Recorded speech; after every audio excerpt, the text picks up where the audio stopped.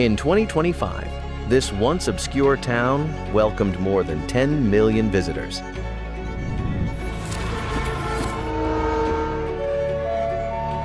That is 5 times the figure recorded before the opening of the Beijing 2022 Winter Olympics. How can this small town outside of the Great Wall support millions of visitors? Let's go find the answer.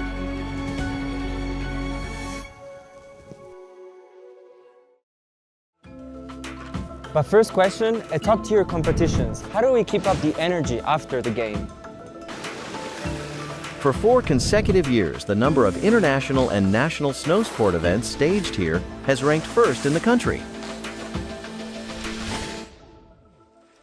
World-class athletes such as Eileen Gu, Xu Mengtao, and Su Yiming have made this their training base. 这个有草可能是世界上最好，欢迎大家来河北。 These competitions and training venues are not only training grounds for athletes on their road to Milan, they declare to the world that the standards of the Olympic legacy have never been lowered and the heat of the arena has never cooled. This spectacular building lying against the mountain, whose shape resembles a Jade Ruyi, is the National Ski Jumping Center, Snow Ruyi. In the history of ice and snow architecture, ski jumping venues often face the harshest post-games fate. The professional threshold is extremely high and far beyond ordinary people's reach. Will Snow Ruyi be different? The answer was already written into the blueprints. Beyond professional competitions and training, the design team planned the summit of Snow Ruyi as a multifunctional club that, after the games, can be used directly for meetings, exhibitions, and weddings. At its base, a 90-meter deep stadium for 10,000 people is concealed, reserving space for larger-scale events such as football matches and concerts after the games.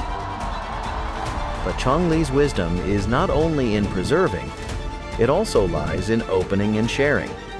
Right next to the Snow Ruyi jump is the newly built Snow Ruyi ski area.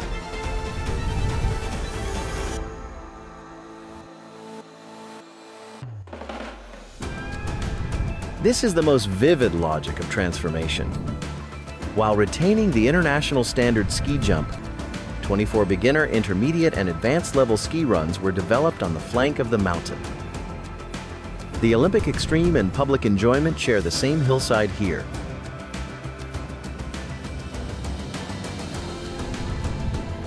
Each cherry represents the reconstruction of physical space. The Zhangjiakou Winter Olympics Village is undergoing a more profound transformation. The reinvention of individuals. Here, we're answering a more fundamental question. After the games are over, how do we keep up this place vibrant? In 2025, the more than 1,500 rooms open to the public here achieved an average occupancy rate above 80% and peaked at 100%. In 2024, the Zhangjiakou Football and Ice Snow Sports School and the Ice and Snow Institute of Hebei Sport University were inaugurated in the Zhangjiakou Olympic Village, marking the first time in China, and a pioneering move internationally, that a university has set up a campus in an Olympic village. This means the venues remain the same, but their doors are now open to everyone. 好多雪场我都可以随便的想滑哪个滑哪个。 Here, Olympic standards and legacy are not only preserved, but shared.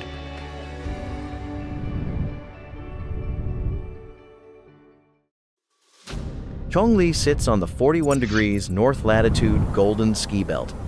More than 8% of its area is mountainous, with a reasonable elevation drop from 800 to 2,100 meters, creating excellent terrain for a variety of ski runs.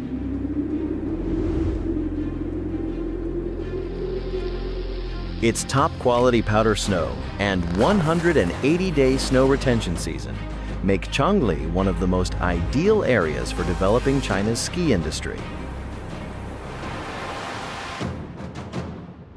Chongli has built 9 large ski resorts, such as Genting, Wanlong, and Fulong, forming the largest cluster of high-end ski resorts in China and joining the ranks of renowned international ice and snow destinations.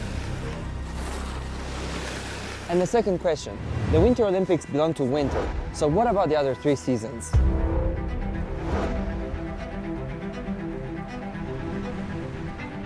Chongli's answer is to make all 4 seasons the home ground. The magic of time plays out here. Winter ski trails become mountain playgrounds in summer. Ski lifts transform into sightseeing lifts. Even more revolutionary, in 2025, for the first time in history, Chongli's summer visitor numbers surpassed those in winter. 基本上就是天天有比赛，周周有活动。 It means that the once spiky Winter Olympics fever has been turned into a steady year-round heartbeat of mountain economy. Time here is no longer a resource that flows linearly, but a cycle that can be repeated.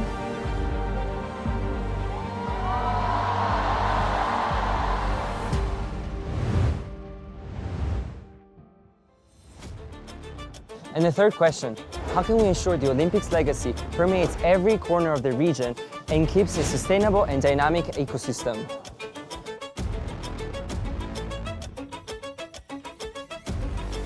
The answer is letting people stay and let the story continue.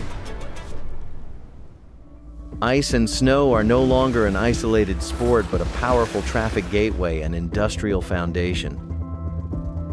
Ice and Snow Plus Learning attracts hundreds of thousands of students every year. Ice and Snow Plus Manufacturing sees winter sports equipment rise from here. Ice and Snow Plus Agriculture turns local specialties into creative calling cards. 这个雪季明显客流量要比之前大很多，然后我们也增加了很多员工，要不然周末的时候有点忙不过来。 The millions of visitors bring not only ticket revenue for ski resorts, but spending across the entire chain of eating, lodging, travel, sightseeing, shopping, and entertainment. What enables this living system to run efficiently is an unseen infrastructure upgrade. The Beijing-Zhangjiakou high-speed rail has forged a 1-hour capital economic circle, making a flow of tens of millions of visitors a stable norm. Meanwhile, a smart shuttle network links dispersed venues, ski resorts, communities, and commercial streets into a seamless supermountain resort. Resources are shared through movement and value multiplies through connection.